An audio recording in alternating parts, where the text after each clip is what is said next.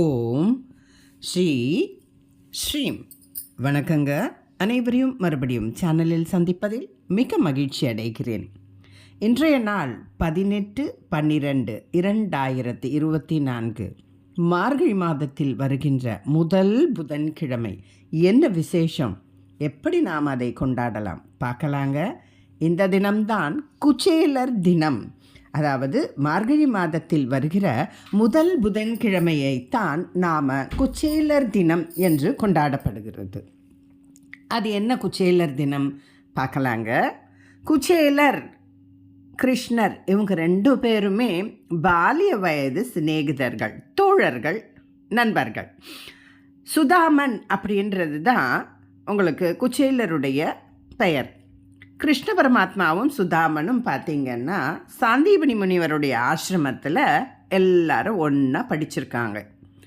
பழைய காலத்துலலாம் பெரிய ஸ்கூல் அந்த மாதிரியெல்லாம் கிடையாது. குருகுல வாசம் அப்படின்னு சொல்கிற மாதிரி எல்லாருமே ஒரே இடத்துல தான்.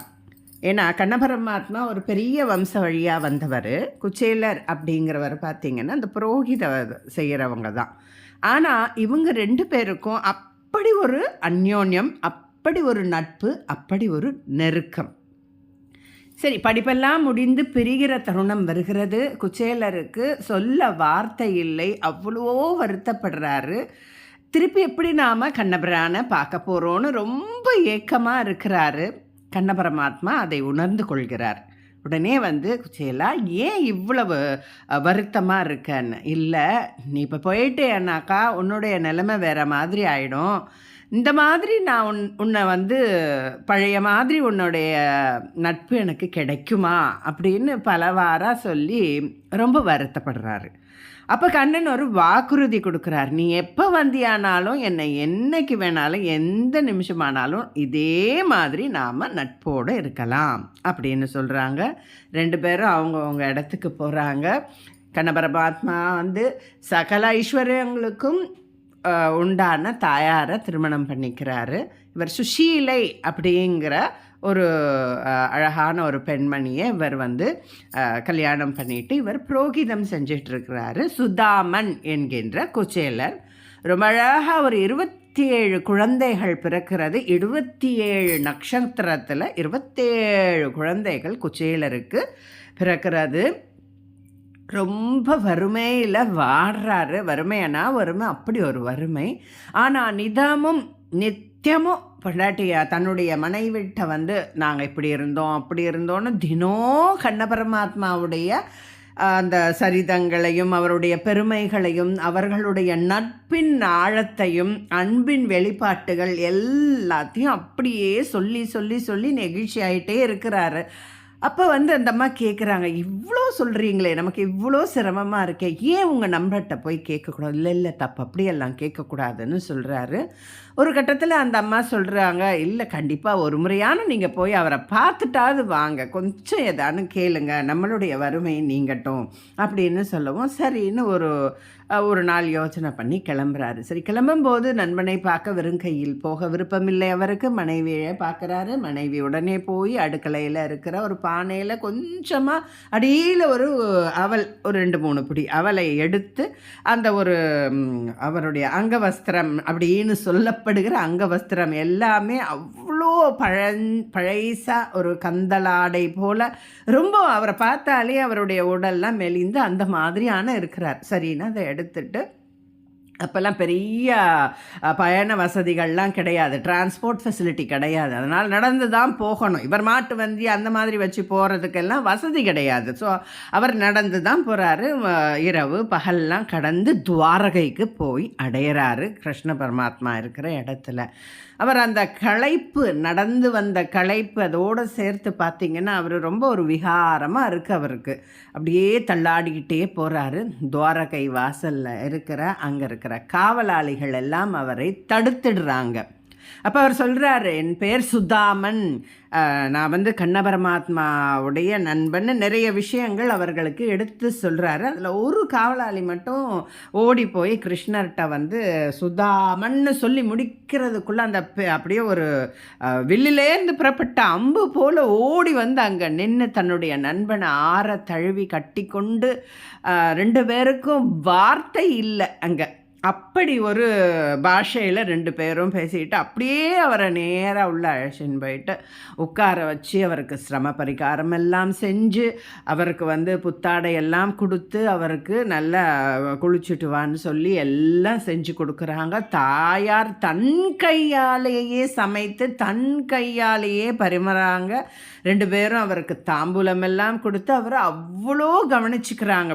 எப்படி ஒரு கொடுப்பனை பாருங்கள். தாயாரும் பெருமாளும் சேர்ந்து ஒருத்தரை கவனிக்கிறாங்கன்னா அவர் எப்பேற்பட்டவராக இருப்பாங்கன்னு யோசிச்சு பண்ணிக்கணும் நாம். சரின்னு எல்லாம் செஞ்ச உடனே அவர் ரொம்ப மகிழ்ச்சி ஆகிடுது அவருக்கு.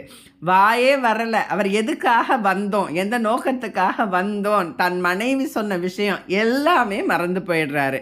எதுவுமே கேட்கலை. மறுபடியும் அவருக்கு காலெல்லாம் அமுக்கி விட்டுட்டு அப்படின்னு எல்லாம் பார்த்துட்டு நான் போயிட்டு வரேன்னு சொல்லி கிளம்பி வந்துடுறாரு குசேலர். அப்போ கொஞ்சம் தூரம் நடந்து வந்த பிறகு அவருக்கு ஞாபகம் வருது, நினைவுக்கு வருது, அடடா நம்ம மனைவி வந்து நம்மளுடைய வறுமையை பற்றி கேட்கணும்னு சொன்னாலேன்னு. இதுக்கிடையில் என்ன நடக்குதுன்னா, இவங்க பேசிக்கிட்டு இருக்கப்போ இந்த அவளை வந்து காமிக்கிறதுக்கு அவர் ஒளிச்சு வச்சுக்கிறாரு.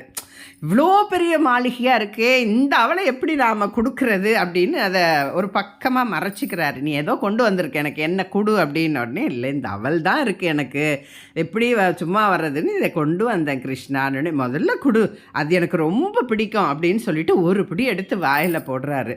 அவருடைய மனைவி மக்கள் அவங்களுக்கு இருந்த தாரித்ய நினைகள் எல்லாம் நீங்கி அப்படியே ரத்னாபரணங்களும் பட்டு பீதாங்கபரங்களுமா போட்டு அப்படியே ஒரு மகாராஜா விட்டு குழந்தைகள் மாதிரி அவங்க வீடு சுபிக்ஷம் ஆயிடுது.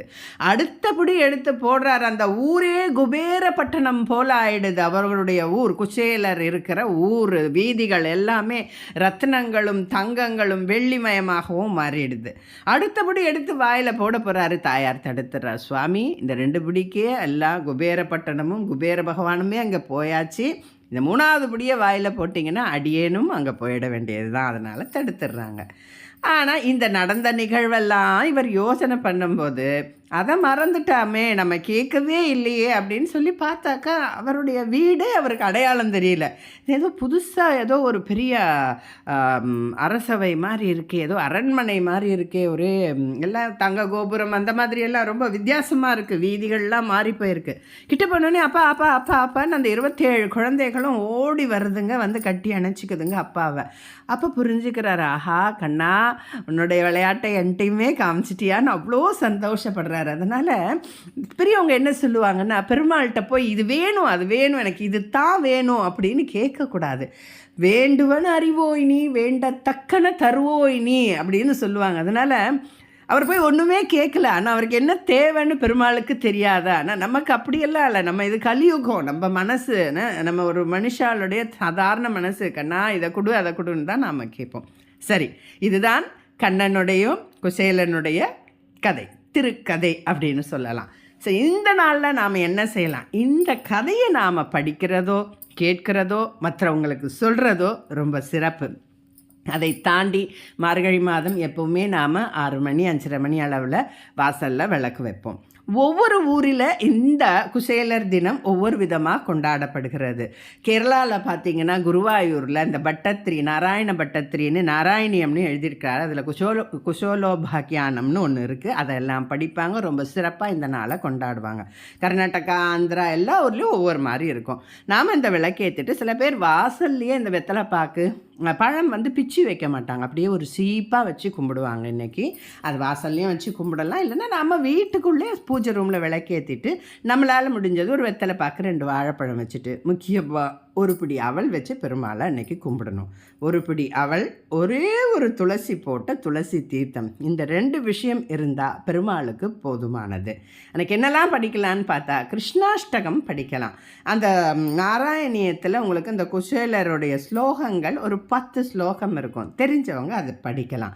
விஷ்ணு சகஸ்ரநாமம் படிக்கலாம். பெருமாளுடைய அத்தனை ஸ்லோகங்களையும் படிக்கலாம். பெருமாள் படம் இருந்தால் ஒரு விளக்கேற்றி அதை பண்ணலாம். 6 மணிக்கு தான் நம்ம செய்யணும்னு இல்லை, நமக்கு எந்த நேரம் முடியுதோ அந்த நேரத்தில் செஞ்சு அந்த ஒரு பிடி அவலில் ஒரு 2 காக்காவுக்கோ ஒரு சின்ன ஜீவன்களுக்கு தானம் கொடுக்கலாம். இல்லையா உங்களால் முடிஞ்சது கோயிலில் போய் 2 பேருக்கு கொடுங்க.